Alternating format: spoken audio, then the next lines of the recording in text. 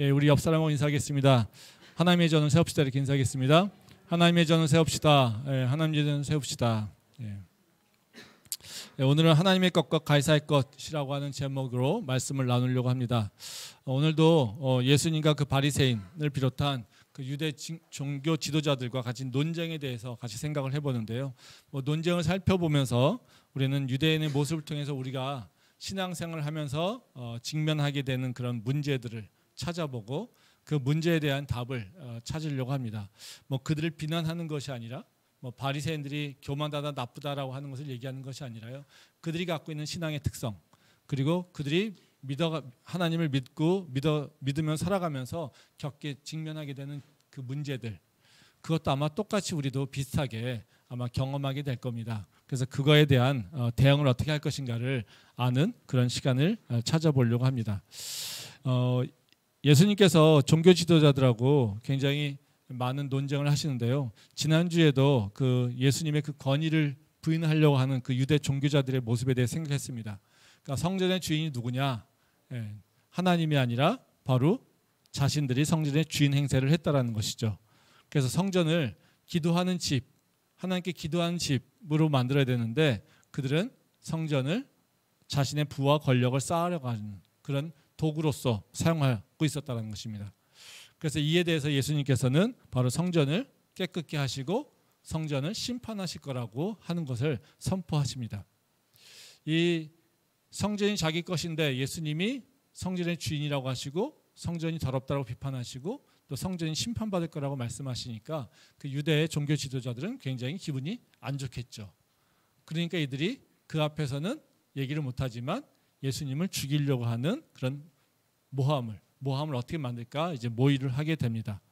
그래서 이들이 했었던 건 뭐냐면요, 예수님에게 계속해서 곤란한 질문들을 곤란한 질문을 하면서 예수님을 좀 함정에 빠뜨리려고 한다라는 겁니다. 그래서 11장의 권위에 대한 얘기를 하고 있고요. 그리고 12장부터는 예수님과 함께 그 세 개의 논쟁이 연사라 나오게 됩니다.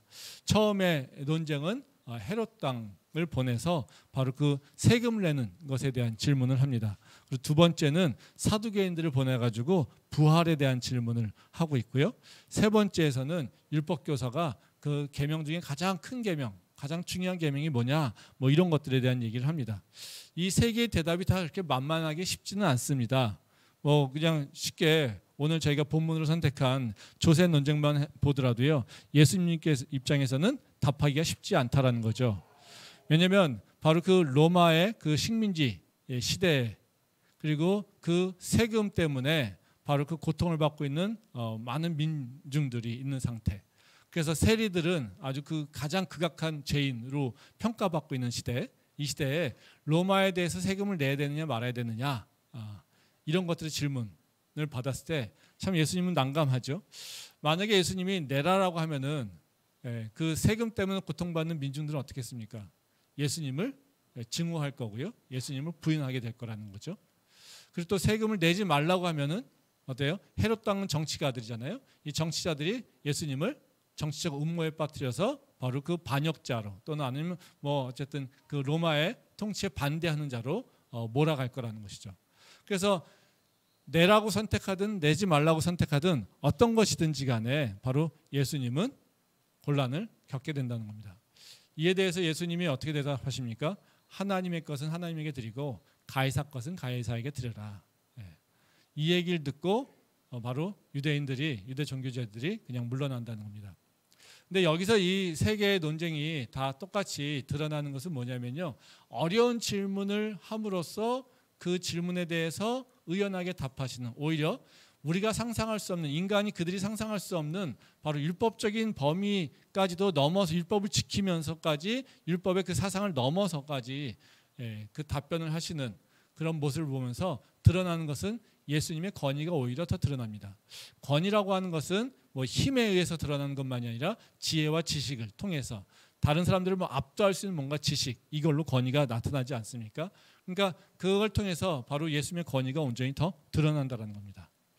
그러면서 또 예수님은 이 세 개의 논쟁을 통해서 우리에게 각각의 말씀을 해주신다는 겁니다. 그러면 우리가 이 세 개의 논쟁을 어떻게 볼 것이냐? 여기서 주시는 예수님께서 주시는 교훈이 뭘까라고 하는 것을 좀 생각해 볼 필요가 있는데요. 뭐 이 부분이 우리한테 조금 고민이 되긴 합니다. 대부분 경우 이 세 논쟁을 각각 분리해서 많이 봅니다. 세금 논쟁은 정교 분리의 입장에서, 부활은 부활의 입장에서, 계명은 계명의 입장에서 이렇게 따로따로 볼 수 있습니다. 맞습니다. 그 분명하게 이 세금 논쟁은 분명히 정교 분리에 대한 얘기를 하고 계십니다. 그리고 부활은 우리에게 부활이 뭔지에 대해서 가르쳐 주시는 교훈이 있습니다. 그리고 계명에 있어서 어떤 것을 우리가 어떤 계명을 중요하게 여겨야 되는지 우리한테 주는 교훈이 있다는 거죠. 근데 이것을 따로따로 구분해서 보는 것보다는 우리가 한 장소에서 연속되는 가르침이 일어날 때는 이것이 분명히 예수님이 연결돼서 말씀하고 있다는 거죠. 그래서 이 연결을 어떻게 시킬까라고 하는 것을 한번 생각해 볼 수 있습니다. 근데 오늘 이 세 개의 그 논쟁을 곰곰이 생각해 보다 보면요, 공통적인 주제어를 발견할 수 있습니다. 하나는 뭐냐면요, 그 공통적인 주제어가 성속의 관계입니다. 거룩한 것과 세상적인 것에 대한 관계를 얘기하고 있다는 거죠. 세금 논쟁은 바로 하나님의 것, 가이사의 것. 이것은 뭘 얘기하는 거냐면요, 하나님의 나라와 세상의 나라의 관계를 얘기하고 있어요. 그리고 두 번째 부활 논쟁에서는 바로 이들이 부활하면 어떻게 됩니까? 라고 얘기를 하잖아요. 그러면 누구의 아내입니까? 라고 하는 거죠. 그러면 부활하여 살게 될 영적 모습과 지금 육체의 모습을 비교하고 있어요. 즉 육체의 모습 속에서 부활한 그 영적인 모습을 지금 생각하고 있다는 거죠. 세 번째 계명 논쟁에서는 바로 하나님 사랑과 이웃 사랑이죠. 하나님과의 관계와 사람들과의 관계에 대해서 이야기를 하고 있다는 겁니다. 그래서 이것을 보게 되면요, 세계가 바로 또는 영과 육 또는 성과 속, 하나님과 세상, 이렇게 바로 대칭되는 것을 비교하는 모습으로 볼 수 있다는 거죠. 그래서 오늘 저는 이 세 논쟁을 따로따로 보는 것이 아니라 바로 그 하나로 통합해서 바로 이 세상에서 우리가 하나님의 자녀로서, 하나님의 백성으로서 어떻게 살아야 될 것인가, 세상의 여러 문제에 대해서 우리가 어떻게 이해를 해야 될 것인가, 세상의 문제에 대해서 우리는 어떤 방식으로 그 문제에 대한 답을 찾아 나갈 것인가, 이 부분에 대해서 생각해 보려고 합니다. 그래서 우리가 세상에 관련된 세상의 문제에 대해서 직면했을 때 그 신앙적으로 어떤 해결점을 어떻게 찾아갈 것인가, 그거에 대해서 생각해 보려고 합니다. 오늘 이 첫 번째 질문은 아까 그런 거였습니다. 하나님의 자녀들은 세상과 어떤 관계를 맺어야 할 것인가. 그래서 우리가 먼저 분명히 정의하고 기억해야 될 것은 뭐냐면요, 바로 성과 속 또는 거룩한 것과 세상적인 것, 이것을 이분법적으로 분리해서는 안 된다라고 하는 것입니다. 이건 굉장히 우리한테 익숙한 얘기죠. 그러니까 성속을 구분하여서 따로 생각하지 말라라고 하는 것이 예수님의 말씀이라는 거죠. 말씀 보도록 하겠습니다. 마가복음 12장 17절 말씀입니다. 이에 예수께서 이르시되 가이사의 것은 가이사에게, 하나님의 것은 하나님께 바치라 하시니 그들이 예수께 대하여 매우 놀랍게 여기더라. 이 말씀은 아까 바리새인들과 서기관들이 제기한 질문에 대한 예수님의 대답입니다.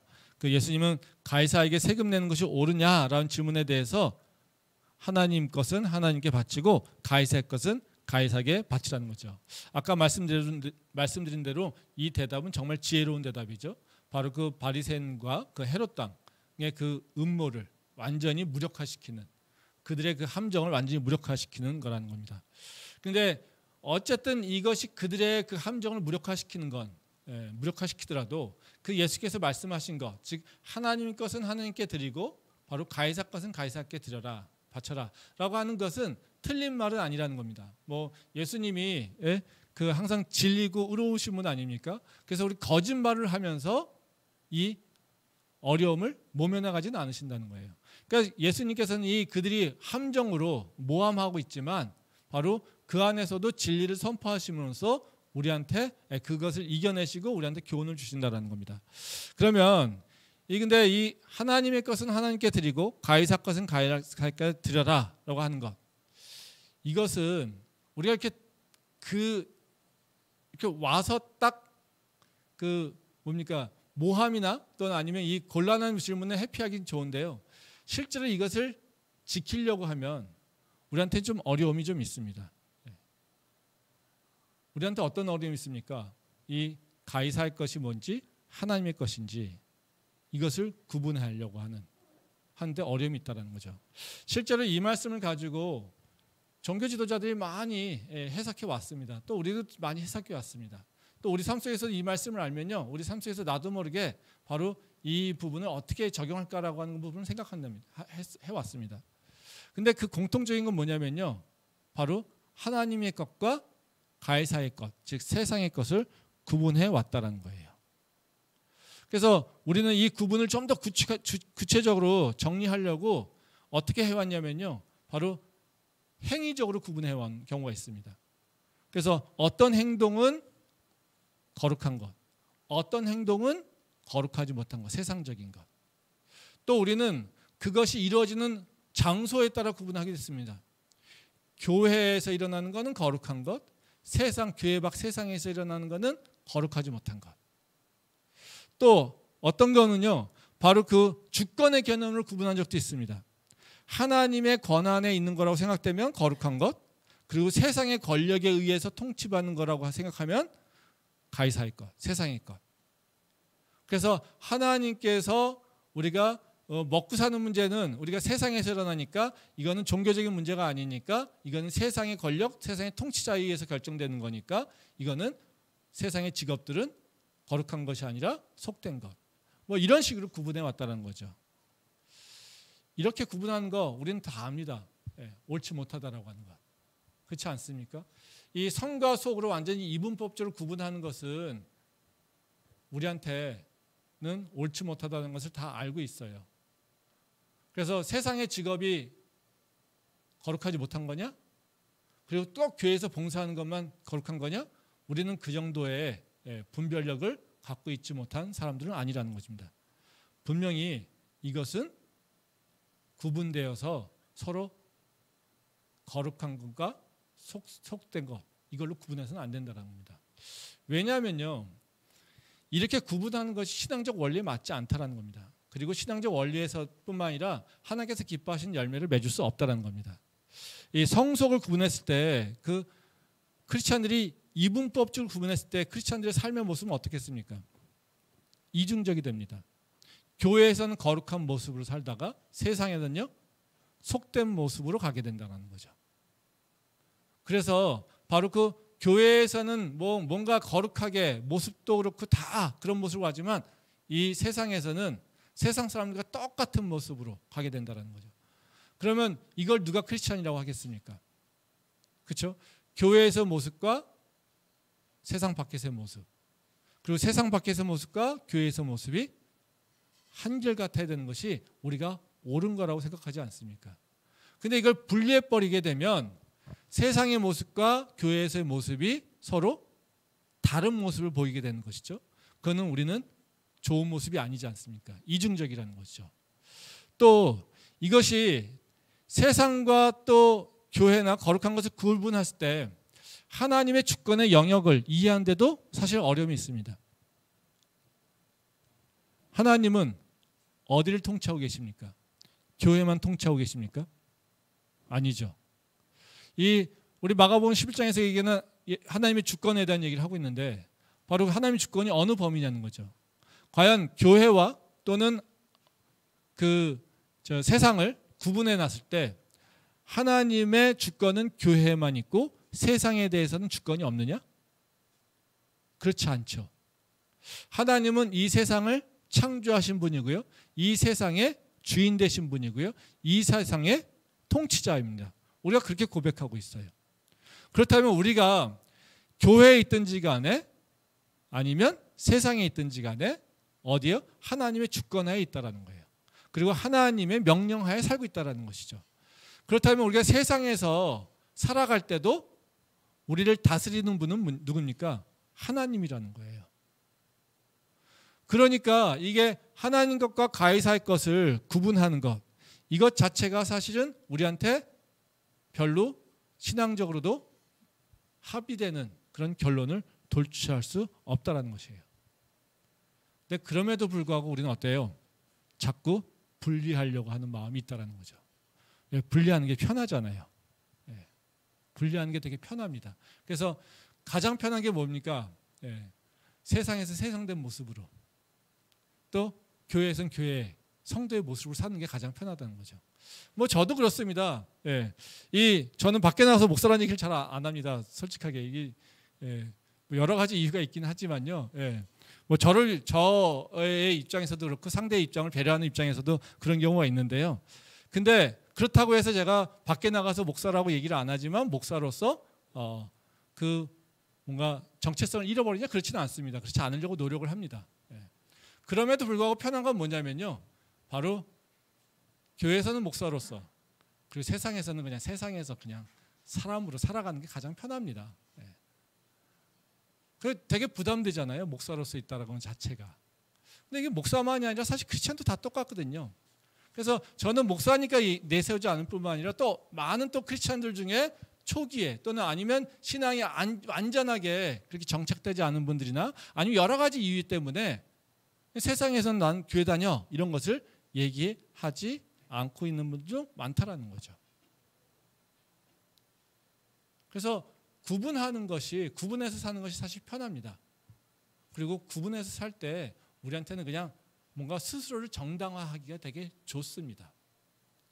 근데 구분해서는요, 절대로 우리가 하나님의 온전한 백성으로 살기는 어렵습니다. 저 같은 경우에 이런 고민을 되게 많이 합니다. 어쩌다 보니까 제가 저를 결정하는 그 요소들, 직업 또는 저를 결정할 수 있는 제가 그 중요하다고 믿고 있는 가치들, 이런 것들을 보게 되면 서로 충돌되는 부분이 사실 많이 있습니다. 그러니까 제가 그런 저의 그 생각에 또는 제가 가치 판단의 기준을 보게 되면요, 저는 목사기 때문에 성경적 원리가 뭔지를 생각하기도 합니다. 근데 또 한편에서는요, 저는 경제학을 공부한 사람으로서 경제학적 원리, 그 사고를 따라서 결정하려고 하는 그 가치를 중요시 여기려고 합니다. 그래서 제가 편하게, 저는 한쪽에서는 성경의 원리야, 또 한쪽에서는 바로 그 경제학적 원리가 내 생각을 지배하고 있어, 내 가치관을 형성하고 있어, 이렇게 얘기를 합니다. 근데 요소로서 얘기할 때는 되게 편합니다. 하나는 성경, 하나는 경제학. 이 요소로 편하다는 거죠. 근데 진짜로 이것을 지키려고 할 때 항상 충돌이 일어납니다. 경제학에서는 중요시 여기는 게 효율성입니다. 그리고 성경에서 중요하게 여기는 것은 사랑이나 아니면 평등이나 뭔가 하나님의 영광, 이런 것들이죠. 이 효율성 가지고 얘기하지 않습니다. 하나님께서 효율성의 부분도 얘기하는 것도 있지만요, 효율성이 하나님에 있어서는 가장 중요한 가치는 아닙니다. 근데 판단하다 보면요, 이 효율성을 가져가다 보면 하나님 말씀하고 어긋나는 것들이 있어요. 또 하나님 말씀에 따라 살려고 하다 보면 이 효율성이 깨지는 부분들도 있어요. 이 사이에서 사실 저는 갈등을 많이 합니다. 교회에서도 의사결정할 때도 이 두 가지가 저한테는 되게 혼란스러울 때가 솔직하게 많아요.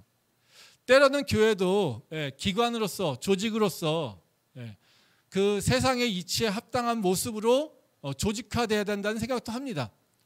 근데 또 한편으로는요, 교회가 하나님의 공동체인데 그래야 될까라고 하는 생각도 가지고 있습니다. 그래서 저도 모르게 어쩔 때는 이쪽으로 흘러서 하나님의 공동체, 그래서 뭔가 조직적인 그런 시스템, 이런 것들에 대해서 중요하게 여기지 않으려고 하는 생각도 있고요. 또 한편은 막 뭔가를 의사결정해야 되고 일을 하려고 하다 보면요, 이 시스템이라고 하는 것을 되게 중요시 여겨서 그 시스템의 모습으로 모든 가치를 형성하려고 하는 경우도 있다는 거예요. 저는 아직까지도 이 양쪽에서 혼란함을 겪고 있습니다. 솔직하게요. 그래서 때로는 이쪽, 때로는 이쪽. 그래서 저희 성도분들께서 저를 보면서 우리 목사님 뭐지? 라고 하는 생각이 있을지도 모르겠습니다. 근데 가능하면 그걸 맞춰보려고 하지만 제 안에서는 계속해서 두 가지가 혼란되고 있다라는 것이죠. 사실 우리가 딱 분리해서 이거는 효율성을 내야 돼. 이 행위는 하나님의 사랑과 또는 하나님의 그 공의가 드러나야 되는 일이야. 이것만 구분할 수 있다면요, 우리는 정말 편할 것 같아요. 근데 실제는 그런 일들이 잘 일어나지 않는다라는 거예요. 그래서 이게 하나님의 것은 하나님에게 드리고 가이사의 것은 가이사에게 드려라 라고 하는 말씀이 우리한테 듣기는 굉장히 명료합니다. 근데 이것을 진짜 내가 실천하려고 하면요, 사실 어려워요. 왜? 구분이 잘 안 되니까. 근데 가장 쉬운 구분은 하나 있는 것 같아요. 이게 정답인지 아닌지 모르겠지만요, 하나님의 것은 뭡니까? 전부 다잖아요. 그러면 이 세상이 하나님 거라고 하면 가이사 것은 어떻게 있을까요? 없겠죠. 그렇죠? 네. 이런 분리 과연 합당한 것일까라고 하는 것도 우리가 좀 생각해 볼 필요가 있다는 거죠. 근데 제가 얘기하고 싶은 거는요, 그렇게 구분해서 되지 않는다라는 거예요. 그러니까 우리는 구분하려고 너무 노력할 필요가 없다라는 거예요. 그리고 이것은 성스러운 것, 이거는 속된 것, 구분하는 것이 하나님의 백성으로 사는 것의 정답은 아니라는 거예요. 그래서 이 말씀은 오히려 예수님께서 가르쳐 주실 때 너희가 구분하려고 하는 것, 이런 습성으로 생각하고 있는데 그것이 아니라 다른 방법으로 생각해야 된다라고 하는 것을 우리에게 말씀해 주시는 바로 문제제기라고 저는 생각을 합니다.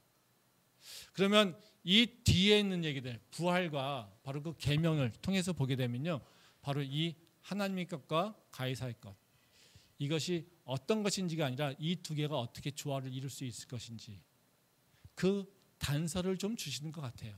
그래서 그 교훈을 두 개의 비유를 통해서, 바로 두 개의 논쟁을 통해서 한번 생각해 보려고 합니다.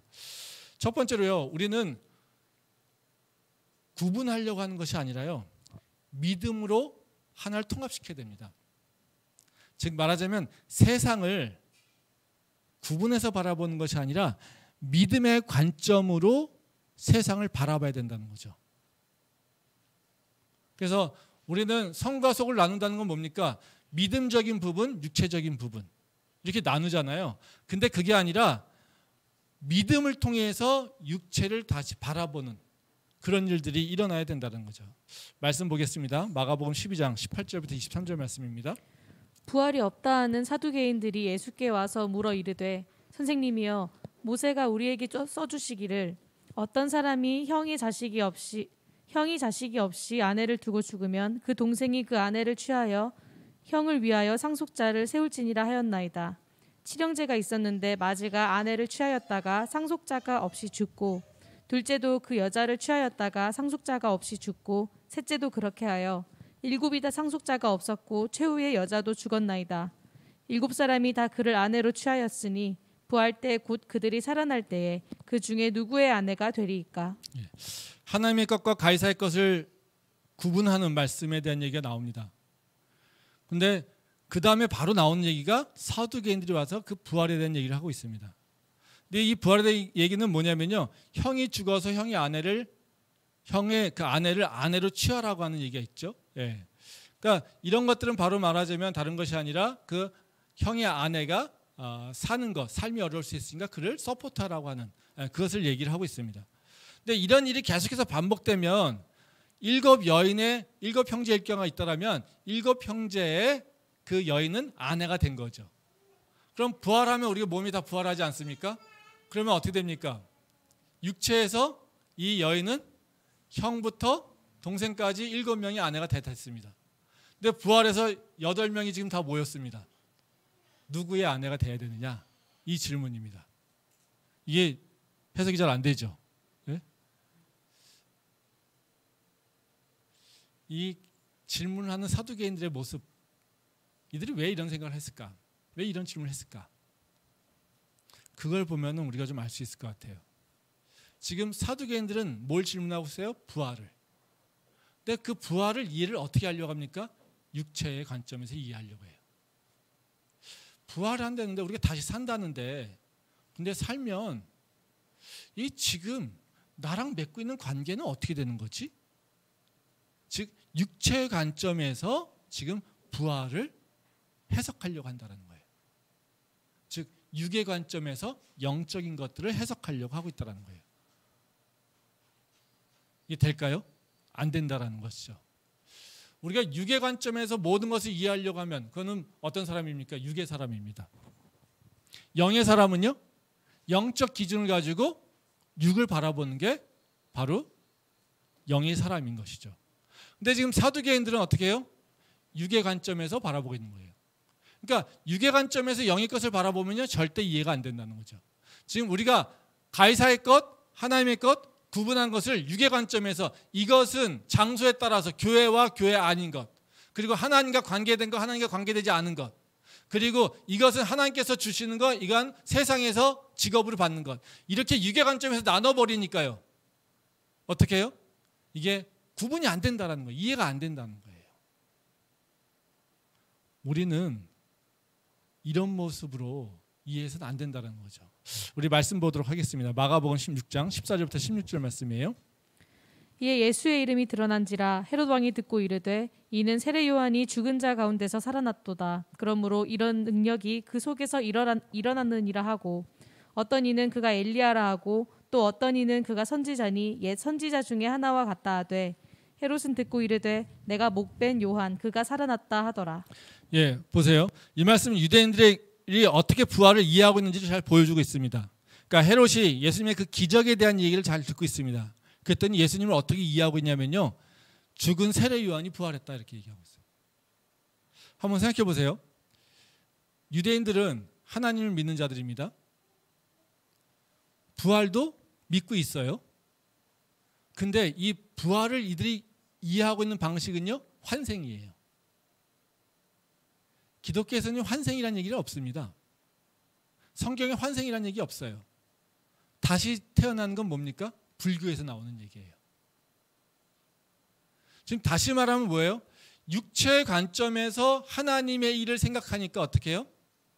그들의 그 생각의 결론은요, 이방인들의 생각과 동일하게 된다는 거예요. 그러니까 하나님의 말씀, 하나님의 것, 가이사의 것, 이것을 육체의 관점에서 이해하려고 하다 보면요, 절대로 하나님의 진리의 말씀을 깨닫지 못한다는 거예요. 오히려 세상 사람과 똑같은 모습이 된다는 거죠.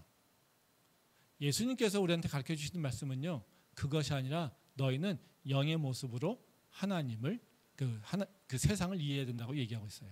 말씀 보겠습니다. 마가복음 12장 24절부터 27절 말씀입니다. 예수께서 이르시되 너희가 성경도 하나님의 능력도 알지 못함으로 오해함이 아니냐. 사람이 죽은 자 가운데서 살아날 때에는 장가도 아니가고 시집도 아니가고 하늘에 있는 천사와 같으니라. 죽은 자가 살아난다는 것을 말할진대 너희가 모세의 책 중 가시나무 떨기에 관한 글에 하나님께서 모세에게 이르시되 나는 아브라함의 하나님이요 이삭의 하나님이요 야곱의 하나님이로라 하신 말씀을 읽어보지 못하였느냐. 하나님은 죽은 자의 하나님이 아니요 산 자의 하나님이시라. 너희가 크게 오해하였도다 하시니라. 그 사두개인들이 질문하는 걸 보고 예수님이 평가한 건 뭐냐면요, 너희가 오해하고 있구나. 성경도 오해하고 있고 하나님도 오해하고 있구나. 이렇게 말씀하고 있다는 거예요. 그러면서 너희가 어떤 존재냐면 하나님은 죽은 자의 하나님이 아니요 산 자의 하나님이라고 말씀하신다는 거예요. 너희가 오해하는 이유는 바로 죽은 자의 모습으로 하나님의 말씀을 보고 있기 때문에 그렇다라는 거예요. 그래서 세상을 바라보면서 바로 죽은 자와 같이 똑같은 모습으로 육의 관점에서 모든 걸 바라보니까 하나님의 일은 절대로 이해가 되지 않는다라는 겁니다. 그럼 여기서 죽은 자와 산 자는 무슨 차이가 있을까요? 산 자를 뭐라고 얘기합니까? 아브라함, 이삭, 야곱의 하나님이라고 얘기합니다. 아브라함, 이삭, 야곱은 다 누굽니까? 믿음의 조상들입니다. 그러니까 아브라함과 이삭과 야곱을 통해서 하나님께서 드리는 것, 예수님께서 나타내는 건 뭐겠어요? 바로 믿음이라고 하는 거예요. 너희가 믿음으로 바라보지 않을 때 너희가 지금 내가 가르치고 있는 이 얘기가 절대 이해되지 않는다라고 하는 것을 얘기하고 있다는 거예요. 말씀 하나 더 보도록 하겠습니다. 히브리서 11장 1절부터 3절 말씀입니다. 믿음은 바라는 것들의 실상이요 보이지 않는 것들의 증거니 선진들이 이로써 증거를 얻었느니라. 믿음으로 모든 세계가 하나님의 말씀으로 지어진 줄을 우리가 아나니 보이는 것은 나타난 것으로 말미암아 된 것이 아니니라. 다 아시는 믿음장이죠. 히브리서 11장 말씀. 그 3절에 보면 그런 얘기 나옵니다. 믿음으로 모든 세계가 하나님의 말씀으로 지어진 줄을 우리가 아나니 이렇게 얘기합니다. 즉 하나님이 세상을 창조하셨다라고 하는 것을 우리가 어떻게 이해할 수 있겠느냐? 육으로 바라볼 때 우리가 그걸 이해할 수 있겠느냐? 절대 이해할 수 없다라는 거죠. 근데 뭘로요? 믿음으로 바라볼 때 우리는 그것을 이해할 수 있게 된다는 거예요. 즉 거기서 보면 또 뭐라고 합니까? 1절에 보면 믿음은 바라는 것들의 실상이요 보이지 않는 것들의 증거라고 얘기하고 있어요. 이건 무슨 얘기예요? 지금 우리 삶 속에서 여러 가지 영육의 혼재대해서 얘기를 일어나고 있습니다. 그걸 우리를 이끌어가는 건 뭡니까? 영의 세계가 우리 육을 이끌어가고 있어요. 근데 우리가 믿음이 없이는요, 이 영적인 일들이 일어나고 있죠. 이러는 것을 이해하지 못한다라는 거예요. 즉 하나님께서 우리에게 지금 일을 행하시고 있고 우리를 인도하고 계시고 우리를 보호하시고 우리를 뭔가 어떤 일로 이끌어가고 있다라는 거예요. 근데 우리가 육에 빠져 있다라면요, 우리는 그 하나님의 일하시는 것을 절대 볼 수 없다라는 거예요. 즉 하나님이 우리와 함께 있다는 것도 경험하지 못한다라는 거예요.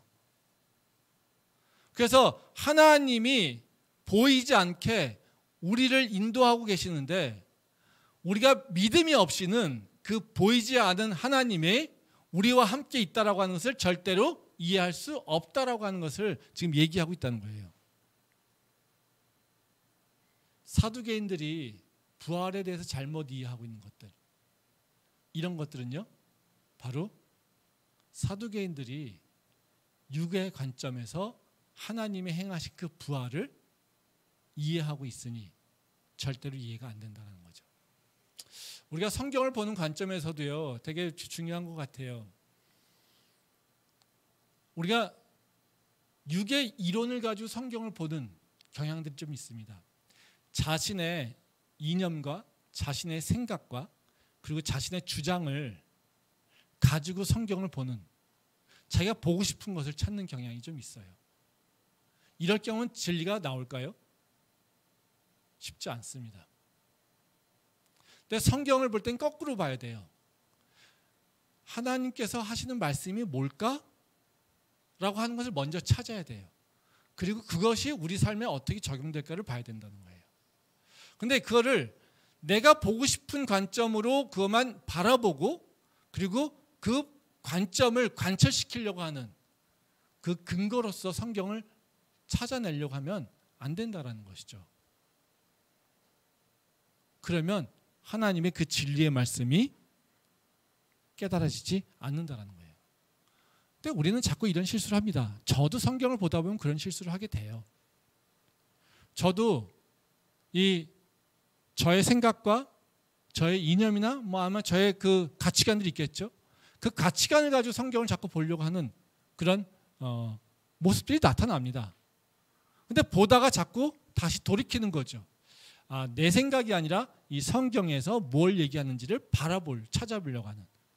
그러니까 내가 보고 싶은 걸 보려고 하는 것이 아니라 하나님께서 말씀하시는 것이 무엇인지를 보려고 하는, 바로 그 고민을 변환시켜야지 우리가 성경에서 진리를 찾아갈 수 있다는 거예요. 근데 성경도 글이기 때문에 우리는요, 자꾸 성경을 비평할 때 그렇게 된다는 거죠. 실제로 성경이 문학 쪽에서는 많은 경우에 여러 가지 주장의 근거로 사용됩니다. 근데 그것이 옳으냐? 그 성경 속에서 어떤 몇 가지 일을 가지고 자신이 원하는 것들을 자꾸 얘기하는 사람들이 있어요. 그거는요, 하나님의 말씀을 믿음으로 진리를 찾는 모습으로 가는 것이 아니라 자기의 생각과 자기의 그 이념을 가지고 바라보는 것에서 진리를 찾아갈 수 없다는 것입니다. 그래서 우리는 나의 삶의 문제를 바라볼 때도요, 뭘로 봐야 됩니까? 믿음의 눈으로 봐야 된다는 거예요. 육체의 조건이 아니라. 근데 이게 참 쉽지 않죠. 그럼 이게 구체적으로 어떻게 돼야 되느냐를 우리 생각해 볼 필요가 있습니다. 이 구체적으로 뭐가 필요한 거냐면요, 우리가 어떤 행동을 결정할 때 문제에 상관없이 우리는 기준이 먼저 좀 잡혀 있어야 돼요. 즉 하나님과 나하고 관계 속에서 내 행동의 원칙이 또는 행동의 방향성이 드러나야 돼요. 그리고 그것을 행동해야 된다는 거예요. 말씀을 좀 보겠습니다. 마가복음 12장 29절부터 31절 말씀입니다. 예수께서 대답하시되 첫째는 이것이니 이스라엘아 들으라. 주 곧 우리 하나님은 유일한 주시라. 내 마음을 다하고 목숨을 다하고 뜻을 다하고 힘을 다하여 주 너의 하나님을 사랑하라 하신 것이요. 둘째는 이것이니 내 이웃을 네 자신과 같이 사랑하라 하신 것이라. 이보다 더 큰 계명이 없느니라. 예, 이 말씀 우리가 잘 아는 것이죠. 근데 이 말씀은 우리가 믿음으로 사는 것이 어떤 것인지 잘 설명해 주고 있습니다. 그러니까 서기관이 와서 똑같이 첫째 계명이 무엇입니까? 이렇게 물어봐요. 그랬더니 예수님께서 대답하시는 것이 둘을 얘기하는 것이 아니라 하나를 얘기하는 것이 아니라 둘을 얘기하고 있어요. 여기서 예수님이 우리한테 명령하는 건 뭡니까? 두 가지예요. 하나님을 사랑하는 것과 이웃을 사랑하는 거예요. 그리고 이것이 하나라고 얘기하고 있어요. 그렇죠? 이 31절 말씀에 보면 뭐라고 해요? 둘째는 이것이니 내 이웃을 내 자신과 같이 사랑하라 하신 것이라 이보다 더 큰 계명이 없느니라. 그렇죠? 이보다라고 하는 건 뭐예요? 지금 가장 큰 계명, 첫 계명이 뭐냐라고 하면 우리는 뭘 기대하고 있어요? 1등을 하나를 기대하고 있어요. 근데 여기서 예수님은 뭘 얘기하고 있어요? 두 개를 얘기하고 있어요. 하나님 사랑과 이웃 사랑을요. 그리고 이것보다 더 큰 계명이 없다는 거예요. 그럼 이건 뭡니까? 두 개가 일종의 말하자면 공동 1등이에요. 이건 대등하다라는 거예요. 네. 하나님을 사랑하는 것과 이웃을 사랑하는 것이 우선순위가 있는 것이 아니라요. 대등한 관계로 하나로 봐야 된다라는 거예요. 그러면 하나님 사랑하는 것과 이웃 사랑하는 것, 이것이 무슨 관계가 있습니까? 이게 어떤 관계가 있습니까? 하나님을 사랑하는 것이 이웃 사랑하는 것을 분리해야 될까요? 그러면 하나님은 하나님대로 사랑하고 이웃은 이웃대로 사랑하는 것? 가이사의 건 가이사에게, 하나님 건 하나님께서 분리해야 될까요? 그거 아니라는 거죠. 그렇죠? 하나님을 사랑하는 것이 뭐랑 동등해야 돼요? 이웃 사랑하는 거랑 같이 가야 된다는 거예요. 그럼 이걸 어떻게 연결할 것이냐라는 거죠. 이 말씀을 동일하게 다른 방식으로 설명하고 있는 것이 우리가 잘 알고 있는 선한 사마리아인의 비유입니다. 말씀 보도록 하겠습니다. 누가복음 10장 33절부터 27절 말씀입니다. 어떤 사마리아 사람은 여행하는 중 거기 이르러 그를 보고 불쌍히 여겨 가까이 가서 기름과 포도주를 그 상처에 붓고 싸매고 자기 짐승에 태워 주막으로 데리고 가서 돌보아 주니라. 그 이튿날 그가 주막 주인에게 데나리온 2를 내어주며 이르되 이 사람을 돌보아 주라. 비용이 더 들면 내가 돌아올 때에 갚으리라 하였으니 내 생각에는 이 세 사람 중에 누가 강도 만난 자의 이웃이 되겠느냐. 이르되 자비를 베푼 자니이다. 예수께서 이르시되 가서 너도 이와 같이 하라 하시니라. 예, 이 말씀은 우리가 잘 알고 있는 말씀이잖아요. 율법 교사가 와서 똑같이 물어봅니다. 예, 어떻게 해야 영생을 얻을 수 있느냐 이 질문을 한다는 거예요. 근데 그랬더니 예수님께서 하나님을 사랑하고 이웃을 사랑하라고 말씀하세요. 그랬더니 그 율법 교사가 좀 자기를 자랑하려고 내 이웃이 누구냐라고 질문하는 거예요.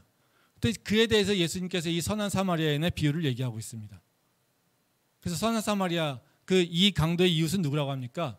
바로 이를 도와준 선한 사마리아인이라는 거죠. 여기서 핵심은 뭡니까? 사마리아인이라는 거였어요. 사마리아인은 어떤 사람입니까? 배신자예요. 그리고 인정받지 못할 자들이에요. 북이스라엘 사람들이잖아요.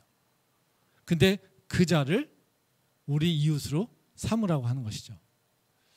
그러면 보세요. 이 말씀을 들을 때 육체의 조건을 따지면 어떻게 해요? 사마리아인을 받아들일 수가 없어요. 그렇지 않습니까? 사마리아인을 어떻게 이웃으로 받아들일 수 있겠습니까? 근데 예수님은 지금 뭐라고요? 사마리아인은 이웃을 받아들이라고 하는 거예요. 유대인들은 절대로 함께 할 수 있는 존재가 안 되는데 그러라는 거예요. 근데 또 선한 사마리아인의 행동을 보면 어떻습니까? 그 강도를 압니까? 강도 맞은 자를 알고 있습니까? 그와 무슨 관계가 있습니까? 아무 관계가 없어요. 근데 그럼 선한 사마리아인은 왜 이 자를 도와줬을까요? 이 강도 맞은 자랑 자기랑 무슨 관계에 있어서가 아니라 어떻게 해요?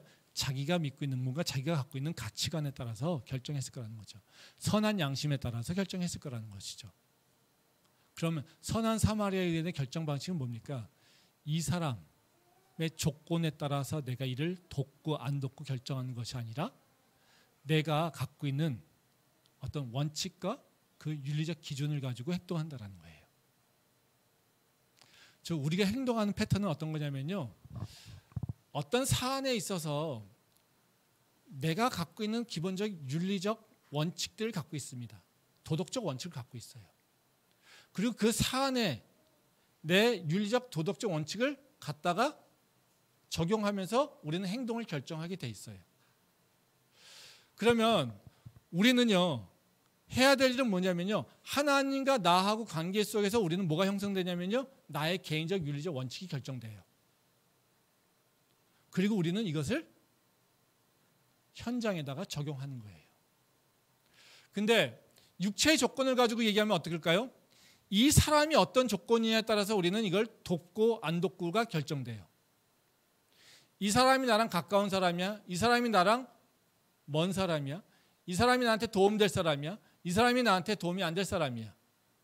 이걸 가지고 이 사람이 어려웠을 때 돕냐 안 돕냐를 판단하면 우리는 거꾸로 하는 거예요. 육체의 조건을 따라서 우리의 행동을 결정하게 되는 거예요. 근데 하나님께서는요 너희가 생각해야 되는 거는 하나님을 사랑하는 거야. 그건 뭐예요? 모든 일에 있어서요 하나님과 나하고의 관계를 정립하라는 거예요.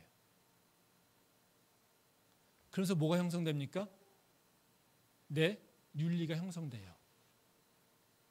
하나님이 말씀하시는 것에 따라서 내가 무엇을 해야 될지를 결정하게 된다는 거예요. 즉 말씀에 따라서 내가 행동 원리가 결정된다는 거예요.